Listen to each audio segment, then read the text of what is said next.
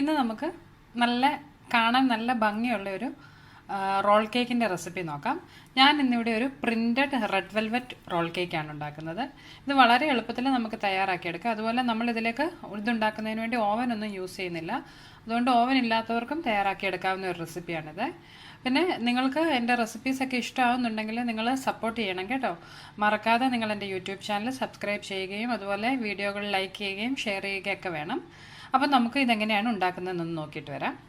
നമ്മുടെ ഇന്നത്തെ ഈ റോൾ കേക്കിന് വേണ്ടിയിട്ട് ഞാനിവിടെ 2 മുട്ട, അതിൻ്റെ എഗ് വൈറ്റും എഗ് യോക്കും തമ്മിൽ, മുട്ടയുടെ വെള്ളയും മഞ്ഞയും തമ്മിൽ സെപ്പറേറ്റ് ചെയ്ത് വെച്ചിട്ടുണ്ട്.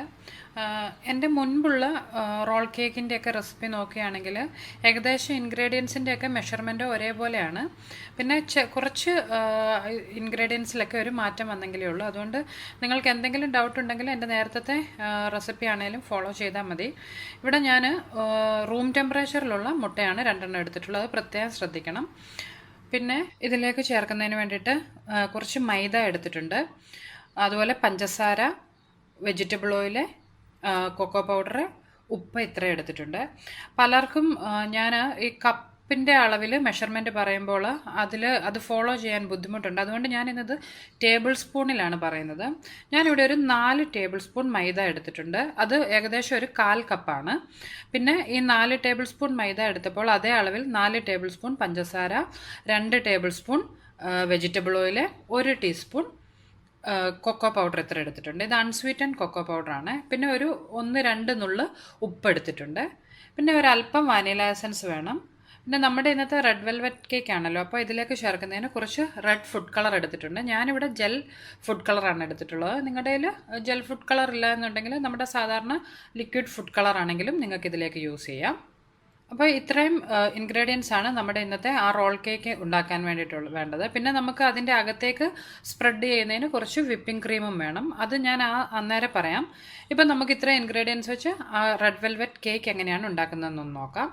അതിനു വേണ്ടിയിട്ട് നമ്മൾ എടുത്തു വെച്ചിട്ടുള്ള ഈ മുട്ടയുടെ വെള്ളയിലേക്ക് ഈ പഞ്ചസാര ഒരു 2 തവണയായിട്ട് ചേർത്ത് നന്നായിട്ട് ബീറ്റ് ചെയ്തെടുക്കണം. ഇപ്പോൾ ഞാൻ ആ മുട്ടയുടെ വെള്ളയിലേക്ക് പഞ്ചസാര കുറച്ചൊന്ന് ചേർത്ത് കൊടുത്തിട്ടുണ്ട്. ഇനി നമുക്കൊന്ന് സ്ലോ സ്പീഡിൽ ബീറ്റ് ചെയ്ത് തുടങ്ങാം.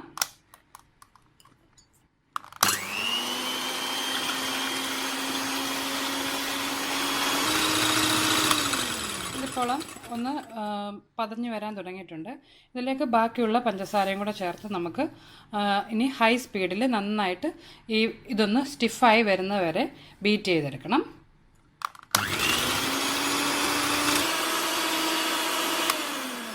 ഇതിപ്പോൾ ഇവിടെ നന്നായിട്ട് ഞാൻ ബീറ്റ് ചെയ്തെടുത്തിട്ടുണ്ട്. ഇതിലേക്ക് നമുക്ക് ഈ മുട്ടയുടെ മഞ്ഞ ഓരോന്നായിട്ടൊന്ന് ചേർത്ത് ഒരിക്കൽ കൂടി ബീറ്റ് ചെയ്തെടുക്കാം.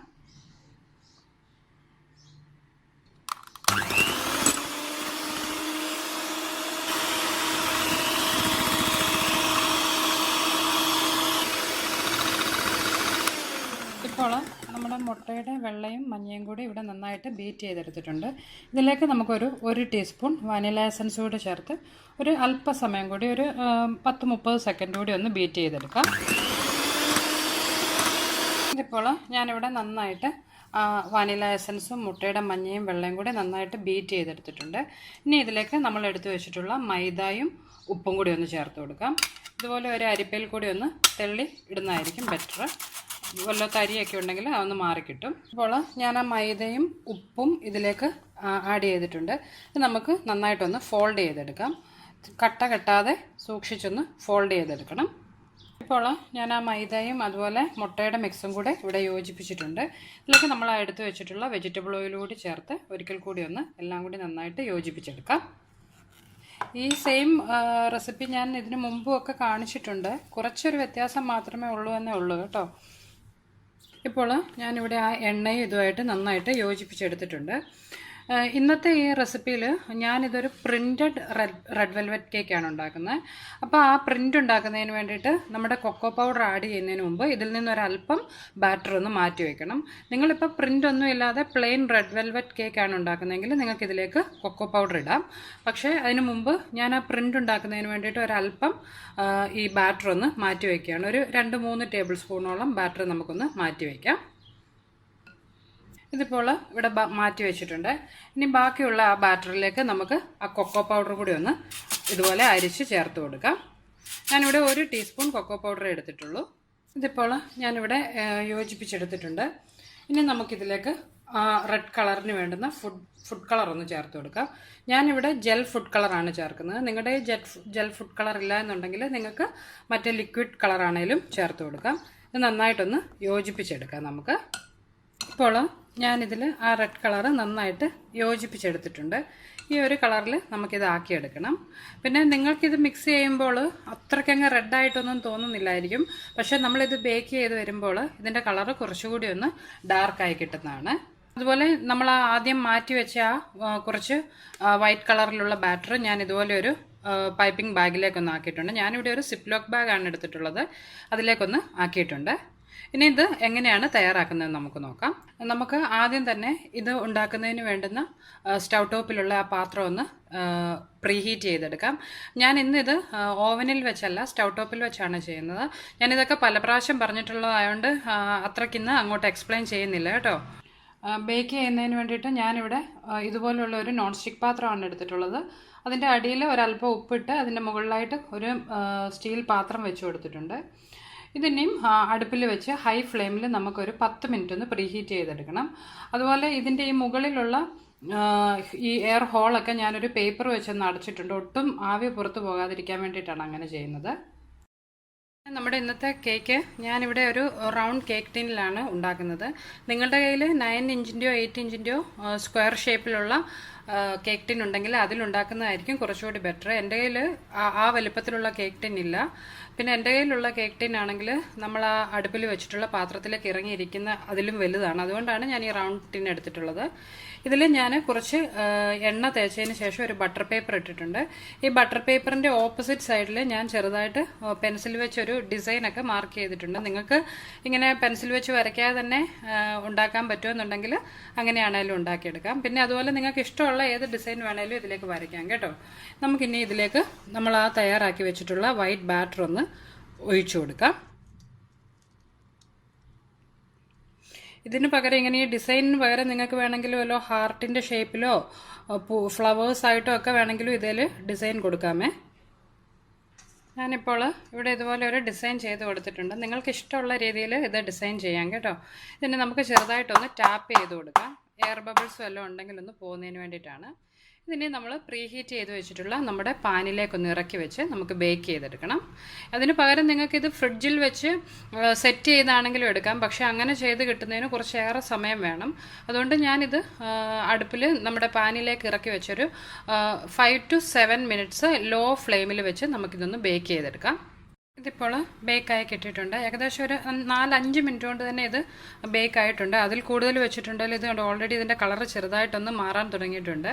ഇതിനി നമുക്ക് ഈ പുറത്ത് വെച്ച് അല്പം ഇതിൻ്റെ ചൂടൊന്ന് പോകുന്നതിന് വേണ്ടി വെയിറ്റ് ചെയ്യാം. പിന്നെ നിങ്ങളിതിപ്പോൾ ഓവനിലാണ് ബേക്ക് ചെയ്യുന്നതെന്നുണ്ടെങ്കിൽ 180 ഡിഗ്രിയിൽ ഒരു 10 മിനിറ്റ് പ്രീഹീറ്റ് ചെയ്ത ഓവനിൽ 180 ഡിഗ്രി സെൽഷ്യസിൽ 5 മിനിറ്റ് ഇതൊന്ന് ബേക്ക് ചെയ്തെടുത്താൽ മതിയാകും. നിങ്ങൾ ഇടയ്ക്കൊന്ന് ചെക്ക് ചെയ്യുന്നത് നല്ലതായിരിക്കും. പെട്ടെന്ന് ഇതങ്ങ് കരിഞ്ഞു പോകാൻ ചാൻസ് ഉണ്ട്. അതുകൊണ്ടൊരു 3 to 5 മിനിറ്റ്സ് ആകുമ്പോൾ തന്നെ ഇത് ഓവനിലാണെങ്കിൽ ബേക്കായി കിട്ടും. അപ്പം നമുക്കിതിനെയും ഒന്ന് തണുത്ത് വരുന്നതിന് വേണ്ടി വെയിറ്റ് ചെയ്യാം. ഈ സമയം നമ്മുടെ അടുപ്പിലുള്ള ആ പാത്രം വീണ്ടും നമ്മൾ ഹൈ ഫ്ലെയിമിൽ ഒരിക്കൽ കൂടി പ്രീഹീറ്റ് ആകാൻ വേണ്ടി വെക്കണം. ഇത് തണുത്ത് വരുന്ന സമയം കൊണ്ട് നമ്മുടെ അടുപ്പിലേക്കുള്ള ആ പാത്രം നന്നായിട്ട് ചൂടായിട്ടിരിക്കുവാൻ വേണ്ടിയിട്ടാണത്. ഇപ്പോൾ നമ്മുടെ ഈ മോൾഡ് ഇതിൽ തണുത്ത് വന്നിട്ടുണ്ട്. കുറച്ചൊന്ന് തണുത്തിട്ടുണ്ട്. അങ്ങ് വല്ലാതെ തണുത്ത് പോകുന്നതിന് മുമ്പ് വേണം നമ്മളിതിലേക്ക് ബാക്കിയുള്ള ബാറ്റർ ഒഴിക്കാനായിട്ട്. ഇതിലേക്ക് നമ്മൾ തയ്യാറാക്കി വെച്ചിട്ടുള്ള ആ ബാറ്റർ നമുക്കൊന്ന് ഒഴിച്ചു കൊടുക്കാം. ഇതിപ്പോൾ ഞാൻ എല്ലായിടത്തേക്കുമായിട്ടൊന്ന് സ്പ്രെഡ് ചെയ്തിട്ടുണ്ട്. ഇത് നമുക്കൊരു 1-2 തവണ ഒന്ന് ടാപ്പ് ചെയ്യാം. എയർ ബബിൾസ് ഒക്കെ ഉണ്ടെങ്കിൽ ഇതുണ്ട്, ഈ എയർ ബബിൾസ് ഒക്കെ ഒന്ന് പോകുന്നതിന് വേണ്ടിയിട്ടാണത്. അതിനുശേഷം വീണ്ടും നമുക്കിത് സ്റ്റൗ ടോപ്പിൽ വെച്ച് ഒന്ന് ബേക്ക് ചെയ്തെടുക്കണം. അടുപ്പിൽ തീ ഏറ്റവും കുറച്ച് വെച്ച് ഒരു 12 മുതൽ 14 മിനിറ്റ് വരെ ഒന്ന് ബേക്ക് ചെയ്തെടുത്താൽ മതിയാകും. നിങ്ങൾ ഓവനിലാണ് ചെയ്യുന്നതെങ്കിൽ ഒരു 10 to 15 മിനിറ്റ്സ് 180 ഡിഗ്രിയിൽ ബേക്ക് ചെയ്തെടുക്കണം. ഇപ്പോൾ ഞാൻ ഈ അടുപ്പിലേക്ക് ഇതൊന്ന് ഇറക്കി വെച്ചിട്ടുണ്ട്. അടുപ്പിൽ വെച്ചിട്ടുള്ള ഈ പാത്രത്തിലേക്ക് ഇത് ഇറക്കി വെച്ചിട്ടുണ്ട്. ഇതിനെ നമുക്ക് അടച്ച് വെച്ച് അടുപ്പിൽ തീ ഏറ്റവും കുറച്ച് വെച്ചൊരു 12 മുതൽ 14 മിനിറ്റ് വരെ ഒന്ന് ബേക്ക് ചെയ്തെടുക്കാം. നമ്മുടെ കേക്ക് ഇപ്പോൾ തയ്യാറായിട്ടുണ്ട്. ഇത് നല്ല ക്ലീൻ ആയിട്ട് വരുന്നുണ്ട്. ഏകദേശം ഒരു 10-11 മിനിറ്റ് ആയപ്പോൾ തന്നെ ഇത് ബേക്കായി കിട്ടി. നിങ്ങളതുകൊണ്ട് ഞാൻ പറഞ്ഞ ആ കറക്റ്റ് 12 മുതൽ 14 മിനിറ്റ് വരെ ആകാൻ വേണ്ടി വെയിറ്റ് ചെയ്യരുത്. ഇടയ്ക്കൊന്ന് ചെക്ക് ചെയ്ത് നോക്കണം. ഇതുപോലെ ഒരു ടൂത്ത് പിക്ക് കുത്തി നോക്കുമ്പോൾ അത് ക്ലീൻ ആയിട്ട് വരികയാണെന്നുണ്ടെങ്കിൽ നമ്മുടെ കേക്ക് ബേക്കായിട്ടുണ്ടെന്നാണ്. നമുക്കിതിനെ ഇന്ന് ഈ പാത്രത്തിൽ നിന്ന് പുറത്തെടുക്കാം. ഇതിനെയും ചൂട് പോകുന്നതിന് മുമ്പ് തന്നെ നമുക്കൊന്ന് റോൾ ചെയ്തെടുക്കാം. അതിന് വേണ്ടിയിട്ട് ഞാൻ ഈ പാത്രത്തിൽ നിന്ന് ഇതൊന്ന് പുറത്തെടുക്കുകയാണ്. ഈ പാത്രത്തിനൊക്കെ ഇപ്പോൾ നല്ല ചൂടുള്ളതുകൊണ്ട് ഞാൻ ഇതുപോലെ ഒരു പേപ്പർ വെച്ചാണ് ഇതൊന്ന് തുറക്കുന്നത് കേട്ടോ. നമുക്കിനി ഒന്ന് പുറത്തെടുക്കാം. ഇപ്പോൾ ഞാനിതൊന്ന് റിമൂവ് ചെയ്തിട്ടുണ്ട്. ഇനി ഇത് നമുക്ക് മറ്റൊരു ബട്ടർ പേപ്പറിലേക്കൊന്ന് ഫ്ലിപ്പ് ചെയ്യാം. ഇതിപ്പോൾ ഞാനിവിടെ മറ്റൊരു പേപ്പറിലേക്കൊന്ന് ഫ്ലിപ്പ് ചെയ്തിട്ടുണ്ട്. നമുക്കിനി ഇതിൻ്റെ ഈ അടിയിലിട്ടിട്ടുള്ള ഈ ബട്ടർ പേപ്പർ ഒന്ന് പതുക്കെ പൊളിച്ചെടുക്കാം. സൂക്ഷിച്ച് വേണം ഇത് റിമൂവ് ചെയ്യാനായിട്ട്. ഈ അകത്തുള്ള പ്രിൻ്റൊന്നും പോരാതെ പതുക്കെ ഒന്ന് റിമൂവ് ചെയ്തെടുക്കണം. വലിയ കട്ടിയൊന്നും ഇല്ലാത്ത ഒരു കേക്ക് ആയതുകൊണ്ട് നമ്മളിത് സൂക്ഷിച്ച് വേണം എല്ലാം കൈകാര്യം ചെയ്യാൻ. ഇല്ലെങ്കിൽ ചിലപ്പോൾ ഇത് പെട്ടെന്ന് പൊട്ടിപ്പോകാൻ ചാൻസ് ഉണ്ട്. നമ്മുടെ ഡിസൈനൊക്കെ ഇതിൽ നന്നായിട്ട് വന്നിട്ടുണ്ട്. കണ്ടോ, ആ പ്രിൻ്റ് ഇതിൽ നന്നായിട്ട് വന്നിട്ടുണ്ട്. ഈ ഭാഗം നമുക്ക് താഴെയായിട്ട് വരുത്തണം. അതുകൊണ്ട് ഞാനിത് മറ്റൊരു ബട്ടർ പേപ്പറിലേക്ക് ഒരിക്കൽ കൂടി ഒന്ന് ഫ്ലിപ്പ് ചെയ്യാൻ പോവുകയാണ്. ഇതിപ്പോൾ ഞാൻ ഒരിക്കൽ കൂടി ഒന്ന് തിരിച്ചിട്ടിട്ടുണ്ട്. ഇതിനെ നമുക്കൊന്ന് റോൾ ചെയ്തെടുക്കാം. ഈ ചൂട് പോകുന്നതിന് മുമ്പ് ഇതൊന്ന് റോൾ ചെയ്ത് വെക്കാം. സൂക്ഷിച്ച് വേണം ഇത് റോൾ ചെയ്യാനായിട്ട്. നമ്മൾ ആദ്യത്തെ തവണ റോൾ ചെയ്യുമ്പോൾ ഈ ബട്ടർ പേപ്പർ അകത്ത് വെച്ച് തന്നെ നമുക്ക് റോൾ ചെയ്തെടുക്കാം. ഇതൊക്കെ ഞാൻ മുമ്പ് പറഞ്ഞിട്ടുള്ളതാണെങ്കിലും ആദ്യമായിട്ടാണ് ആരെങ്കിലും എൻ്റെ വീഡിയോ കാണുന്നതെങ്കിൽ അവർക്കൊന്ന് യൂസ്ഫുൾ ആകുന്നതിന് വേണ്ടിയിട്ടാണ് ഇത്ര എക്സ്പ്ലെയിൻ ചെയ്യുന്നത് കേട്ടോ. ഇതിപ്പോൾ റോൾ ചെയ്തിട്ടുണ്ട്. ഇത് നമുക്കൊരു അല്പനേരം ഒന്ന് മാറ്റി വെക്കാം. ഇതിൻ്റെ തണുപ്പ് പോയതിന് ശേഷം നമുക്ക് ഇതിൻ്റെ ഉള്ളിലേക്ക് കുറച്ച് വിപ്ഡ് ക്രീം ഒന്ന് ഫില്ല് ചെയ്യാം. നമ്മുടെ കേക്ക് ഇപ്പോൾ തണുത്ത് വന്നിട്ടുണ്ട്. ഇത് നമുക്കിനി ഒന്ന് തുറന്നതിന് ശേഷം ഇതിൻ്റെ ഉള്ളിലേക്ക് ആ വിപ്ഡ് ക്രീം ഒന്ന് വെച്ച് കൊടുക്കാം. ഞാനിവിടെ ഒരു 1/4 കപ്പോളം വിപ്പിംഗ് ക്രീം, അല്പം പൊടിച്ച പഞ്ചസാരയും വനില എസൻസും കൂടി ചേർത്ത് നന്നായിട്ട് ബീറ്റ് ചെയ്തെടുത്തിട്ടുള്ളതാണ്. ഇത് നമുക്ക് ഈ കേക്കിൻ്റെ ഉള്ളിലേക്കൊന്ന് സ്പ്രെഡ് ചെയ്ത് കൊടുക്കാം. ഇപ്പം നോക്കിയാൽ കാണാം നമ്മുടെ കേക്ക് പൊട്ടിപ്പോയിട്ടൊന്നുമില്ല. നമ്മളത് കറക്റ്റായിട്ട് ബേക്ക് ചെയ്തെടുത്തിട്ടുള്ളത് കൊണ്ടാണ്. അതുകൊണ്ട് നിങ്ങൾ എപ്പോഴും ബേക്ക് ചെയ്യുമ്പോൾ ഒരു കാര്യം പ്രത്യേകം ശ്രദ്ധിക്കണം. ഞാൻ ഈ പറയുന്ന ടൈമിംഗ് ഒക്കെ കുറച്ചൊരു വ്യത്യാസം വരും. എന്താണെന്ന് വെച്ചാൽ പലരുടെയും അടുപ്പിലെ തീയുടെ ആ അളവൊക്കെ കുറച്ച് വ്യത്യാസമായിരിക്കും. അതുകൊണ്ട് നിങ്ങളൊരു ടൂത്ത് പിക്ക് കുത്തി നോക്കുമ്പോൾ ഇത് ബേക്കായെന്ന് തോന്നുകയാണെങ്കിൽ അന്നേരം ഇത് അടുപ്പിൽ നിന്ന് മാറ്റണം. കുറേ ഏറെ നേരം ഇരുന്ന് അതങ്ങ് വല്ലാതെ ഡ്രൈ ആയി പോയിട്ടുണ്ടെങ്കിൽ നമ്മൾ റോൾ ചെയ്യുമ്പോൾ പൊട്ടിപ്പോകാൻ ചാൻസ് ഉണ്ട്. ഞാനിതിലേക്ക് വിപ്ഡ് ക്രീം സ്പ്രെഡ് ചെയ്തിട്ടുണ്ട്. ഞാനിതിൻ്റെ ഈ 2 സൈഡിലും വിപ്ഡ് ക്രീം അത്രയ്ക്ക് അങ്ങോട്ട് തേച്ചിട്ടില്ല. എന്താണെന്ന് വെച്ചാൽ ഈ 2 സൈഡ് നമ്മളൊന്ന് കട്ട് ചെയ്ത് മാറ്റുന്നുണ്ട്. ഇതിനെ നമുക്ക് ഒന്ന് ഫോൾഡ് ചെയ്തെടുക്കാം, റോൾ ചെയ്തെടുക്കാം.